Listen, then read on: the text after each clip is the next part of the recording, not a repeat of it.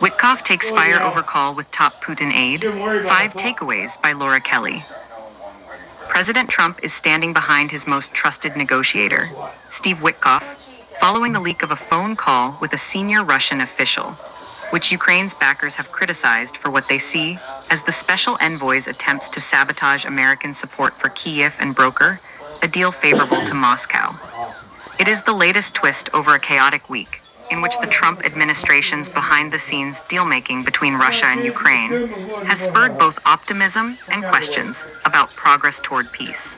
This includes the leak last week of a 28-point plan for ending Russia's war that was heavily criticized as hewing to Moscow's maximalist demands. That set off a diplomatic frenzy where Ukraine negotiated for its demands to be included, leading to talks over the weekend in which Ukrainian and U.S. officials agreed on a new set of core terms, leaving out major sticking points around future borders and security guarantees. All of this should be done in private. I think the problem we have is all this is being done in public, said Thomas Graham, a distinguished fellow at the Council on Foreign Relations who served as special assistant to President George W. Bush and senior director for Russia on the National Security Council staff. Whoever leaked the plan actually did a disservice to moving this process towards a real settlement. Trump defends his special envoy. Trump told reporters aboard Air Force One on Tuesday night that, while he was not familiar with a phone call between Witkoff and Yuri Ushakov, Russian President Vladimir Putin's top foreign policy advisor, it sounded like a standard form of negotiation. Because he has got to sell this to Ukraine. He has got to sell Ukraine to Russia. That is what a deal maker does. And I would imagine he is saying the same thing to Ukraine, Trump added, because each party has to give and take. The transcript reported by Bloomberg detailed Witkoff coaching Ushakov on how Putin should talk to Trump, advising that Putin congratulate Trump on his recent success of a ceasefire between Israel and Hamas, suggesting that a similar multi-point peace plan be used as the basis for a Russia-Ukraine deal, and finally proposing that Trump and Putin speak ahead of a meeting at the White House with Ukrainian President Volodymyr Zelensky. Much of the conversation was standard, Graham agreed, with Witkoff repeating in private things that he has said in public, including that he believes land swaps are necessary to get a deal, and that he believes Putin is rational and wants peace.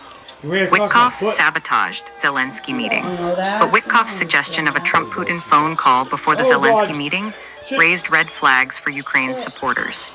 The Witkoff-Ushakov conversation also shows how Witkoff sabotaged a meeting between President Trump and President Zelensky by suggesting Putin call Trump the day before the Zelensky meeting, said William B.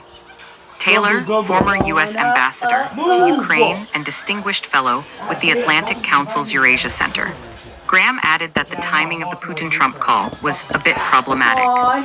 As the special envoy for the United States, I do not know if I would have recommended something that could have, in fact, eroded or undermined what the president needed to discuss with Zelensky, so that I think is a bit problematic, he said.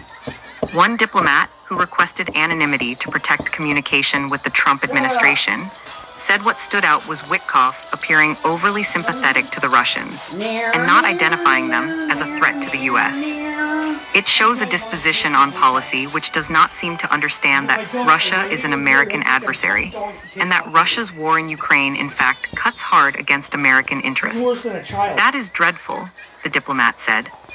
But I hesitate to call him a traitor because sometimes an activist diplomat trying to get his or her job done might offer advice to a foreign official as to how they may want to approach American leadership.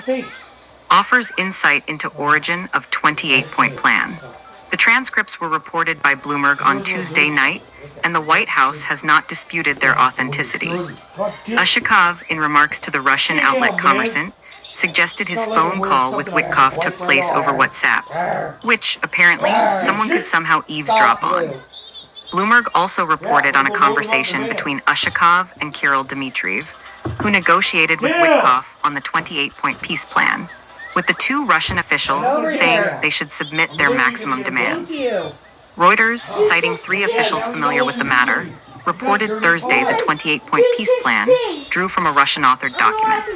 After negotiations between U.S. and Ukrainian officials in Geneva over the weekend, the current plan has been reportedly pared down to 19 points. A Ukrainian Ministry of Foreign Affairs official told the Financial Times the new document bears little resemblance to the 28-point text. The Witkoff-Ushakov and Ushakov-Dmitriev conversations, reported by Bloomberg, explain the origin of the 28-point plan. It was drafted by the Russians and given to Witkoff, Taylor said. Of course, it reflects Russian demands and has subsequently been discarded for a more balanced proposal with input from Ukrainians and Europeans. GOP hawks see major problem in Witkoff. Some of Ukraine's most hawkish supporters in Congress called out Witkoff as favoring the Russians. It is clear that Witkoff fully favors the Russians.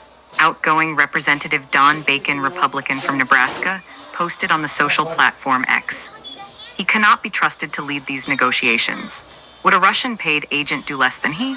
He should be fired.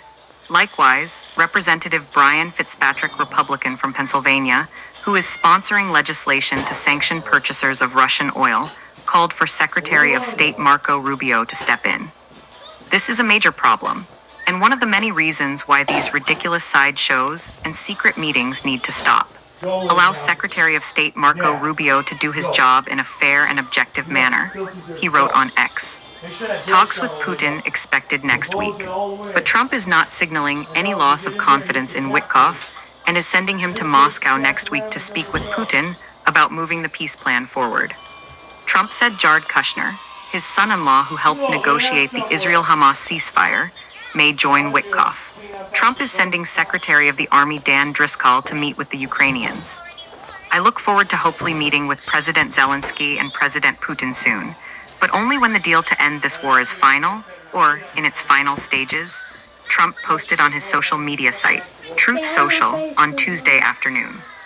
Graham, of the Council on Foreign Relations, said that if the administration is serious, it will work to keep negotiations private, and that a real resolution would take several weeks, if not months, to get to a place where both the Ukrainians and Russians agree on terms. I think the question is whether we are going to see an administration that is serious about doing this, and then we'll put in place the proper sort of mechanisms to get this done, he said. Whether Kyiv and Moscow are also interested in serious negotiations, and will keep quiet or private communications and not try to use leaks to undermine what is trying to be accomplished.